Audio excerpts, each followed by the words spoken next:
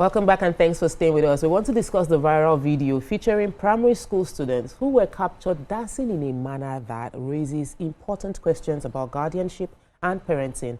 We'll be exploring the incident itself, the social media reaction, the potential implication of this behavior that has become increasingly prevalent in our society. Some of the issues we will examine includes the role of parents and guardians in shaping the young minds, the impact of social media on children's behavior, and the potential long-term consequence of such actions. You can join the conversation by calling us on 0810-76-41679 or 0902-416-3440. Tweet to us. Please ensure you hashtag YourView so we can hear from you. Now, I saw the video. I saw the video of small children twerking, and I saw adults recording and applauding and celebrating them, and it was worrisome. So I've seen it in secondary school, and now we're seeing it in primary school. I'm like, okay, maybe we did not shout enough when we saw it in secondary school. Maybe now that it's now going to primary school, we will take things more seriously. But we've been discussing a bit of parenting since last week, and one of the things Maria mentioned that just stuck to me is the fact that we are assuming that all parents have the same values and all parents know how to raise children appropriately. Now, I know, Ronke Fash, this is you are in this WhatsApp group. You are always conversing for values, ethics, all those stuff. How did you feel when you saw the video? Okay, so I saw the video on Ronke Posh's page. Me too. I saw it and I was like, have we come this far? I mean, what is all this, let's not talk, it's not my child, judge not, let's take it easy. I mean, this let us not go into another man's quarters has led us to a point where you're asking, is my child involved? How did this child get to this point? So I saw it and I was shocked. I was shocked at the adults that I saw trying to, apparently they were having fun. So I saw a guard, I saw somebody else. So there were adults in there. It was a full-blown party, not maybe a party in the living room or something. So I feel a lot of things have gone wrong right under our watch. I want to talk to the government. I want to talk to parents. I want to talk to schools. I'm really, really worried. I can't say to myself that, no, my child was not there. This is a system failure. And if we all keep quiet, you just wake up one day and your child will tell you, Mommy, it's not your game. Stay out of it. So I think as a nation, as people who care about this generation, not even any future generation, this generation, we've got to stand up and stand against this, because by all standards, in my opinion, it should be discouraged to the barest minimum. Abigail? I just feel like recently or presently there is a blurry vision between right and wrong, and so many people don't understand that wrong is wrong, maybe because of what they're exposed to, their experiences and all that. For instance, you see a child dancing a certain way and you say, no, the way this child is twerking is not, it's dance now. They're using it to make money, such that even parents teach their kids to even dance this dance. There's one kid on TikTok, there's always dancing to Mark, but make it a body, pass body, something like that. Angelina, waiting you carry for there, and you see the 5-year-old twerking, seriously twerking, and people say, she twerks more than me. Talent. People she tell twerks you more than 5 years. And in my head, I'm like, okay. I go through the comment section, and Nobody is appalled. I'm saying, okay, this is a child. The twerk is too much. The child even twerks more than an adult, and the child is dancing with her father. And so, how do you now tell that father that this is not right, when the man is making money from the clicks and monetizations and all that? So it's hard to actually clear the line, because it's so blurry. People will say, it's my child now, and this is why most kids are very exposed. They become easy prey to predators, you know. So I feel like most parents need to learn more, learn to do more, and allow kids be kids, you know. We know that there are talents out there. People say, yeah, you train them to learn how to express from early stage, and once they start dancing from certain stage, it's easier for them. Their body is flexible. But come on, there are steps that kids shouldn't be doing, especially twerks.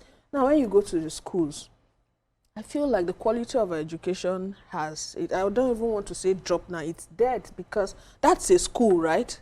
And definitely there will be tutors, there will be guardians watching. Somebody was actually recording. Yes. So what does that tell us of that particular school? What does it tell us? Not properly regulated. You know, children just go to schools and read 1 + 1 is 2. That aspect of graduating in character and in learning, I think, is missing most of the time in schools. So I think it's a whole lot, and it has actually gotten so deep that people don't even care or don't understand anymore. But we'll try to keep talking, because the more you're talking, people are feeling like, okay, you're talking too much. Is it your business? I'm not sure the talking is doing anything. I don't think the talking is doing anything. We need to change our strategy. What was your opinion when you saw the video? Very horrid, you know, absolutely disgusted. I mean, the kids are blameless and faultless. But to be honest, when Mrs. Fash spoke about everyone being on board, if we're going to tackle this menace, and she mentioned the government, at first thought, I'm like, okay, so how is the government involved in this? Because these are children who didn't come into the world by themselves. They have primary caregivers. But looking at it from another angle, I think it's high time we expand the scope of what child abuse is. Because we have seen too many in recent times. Not even in recent times, for the longest time, we have seen so many videos on social media of blatant abuse. Let's call it what it is. I saw a video of a girl. That girl can't be more than 3. And her father dresses her up in panties. In panties and like a top bra. And then she wears her sneakers, she does her hair, you know, and then he's doing videos of her in her panties. I think he's a single dad. I saw another video of a father who takes his 2-year-old daughter to the clubs at night where people are obviously smoking. I've seen another video, I'm sure you guys have seen it, of a kid, a little infant, that her mom did like a 360 lace wig for her. And her entire hair, her entire baby line is covered in glue with the hair, with makeup and all of that. All of these things constitute abuse. On her mom's back. Yes, constitute abuse if you ask me. Now, we also need to bring to bear who are the people giving birth to these kids. Kids are giving birth to kids. I saw a video of a woman who was pregnant, and even while that woman can't be more than 20, 19, and then she was smoking while pregnant. After she gave birth with the baby in hand, she was still smoking. So all of these one things, that is drinking beer while heavily pregnant. All of these things are abuse. And we need to ask ourselves, who are these kids learning? Those kids didn't learn those dances. They didn't come into the world knowing how to twerk on the floor. I saw the one that really disgusted me was the child who was on the floor and one leg was slightly raised up and was twerking very proficiently. So that is not it's not the first time that is happening. That kid has been learning through the ropes how to engage in erotic dances. And we forget not to downplay or to say, oh, a child can be sexualized, because really nobody in their right senses, right, should sexualize a child or look at a child and feel something regardless. But we forget that we live in a society where, if you ask me, 90 out of 100 adults are pedophiles, male and female alike. You say 90? Yes. Is that not high? No, it is not, because many go unreported in every household. If you ask 8 out of 10 women were abused as kids. Same with the boy child. And it's happening in communities, in homes, in families. So the home unit has fallen into a state of rot. It is so obvious. And I really don't know if this will change, because like she said, a lot of them are also doing it for clicks and views. They want to trend, and you're putting the innocence and the cocoon which should preserve your child's safety and innocence, you're slaughtering it on the altar of monetary gains and fame. It is so sad. And I don't even know if Western values have any role to play in this. No. I really don't think so, because in a country where we have religion, we hold so tenaciously to it. And that you see, for me, what I noticed, what I felt when I saw that video is that we have been silent for too long. And we live in a bubble. So the Christians live in their Christian bubble. They take care of their Christian children, and they raise their children with values in their Christian ways. And then we have the Muslims with their Islamic, in their Islamic bubble where everybody raises their children to pray 5 times a day in their Islamic way. And then we have the large group of people who do not exist in any of these two categories. And just leave and nobody is watching out for them. And the government is feeling like, oh, we're all religious. Everybody knows what is the right thing to do. Shouldn't they know what is the right thing to do? Are they not parents? They don't. In developed countries, they protect the minors by creating an institution that they can report to. That is on the watch out for them. That's why we need government. So what Chika said, which is a reflection of what you said, is that detailing all that can be called abuse and letting people know that if you are found in abuse, there are consequences. There will be consequences. Yes, there must be consequences. Now, for me, when it even happens in the home, I can say parents are ignorant is one parent. But in a school, there are many people involved.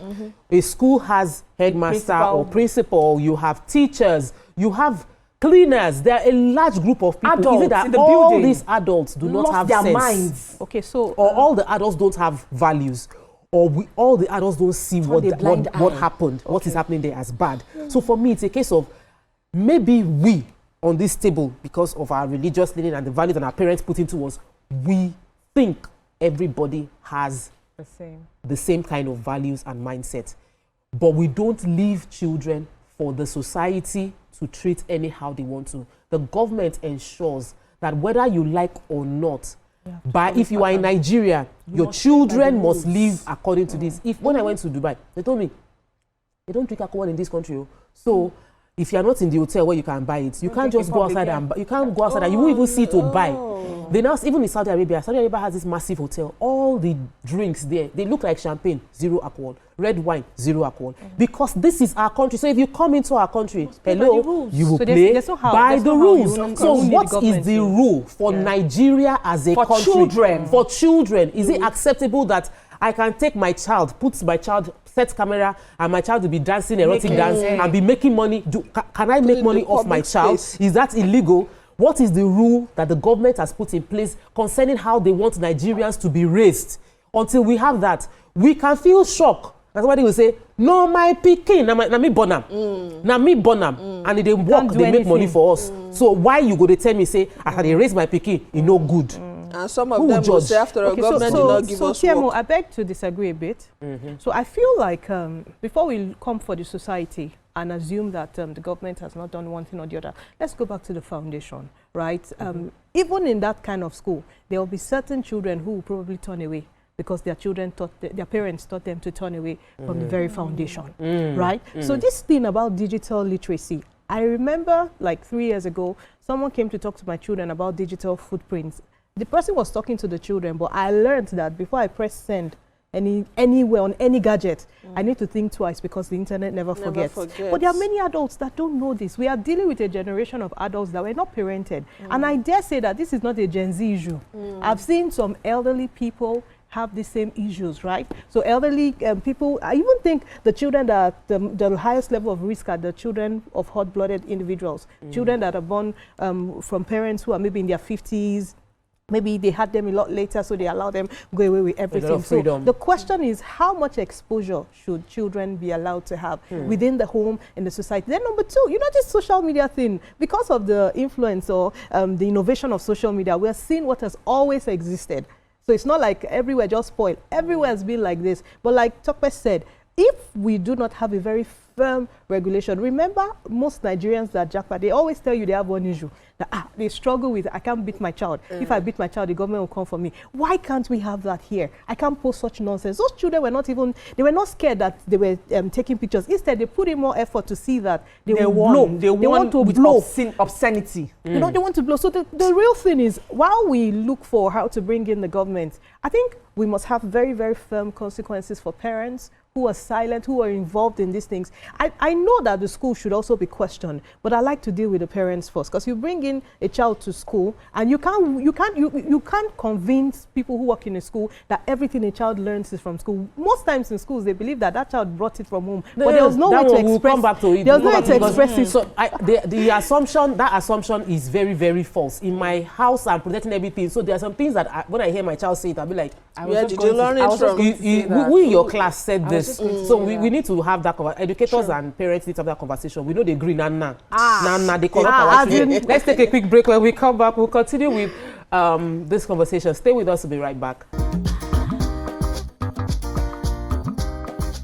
Stay tuned. Your View will be right back.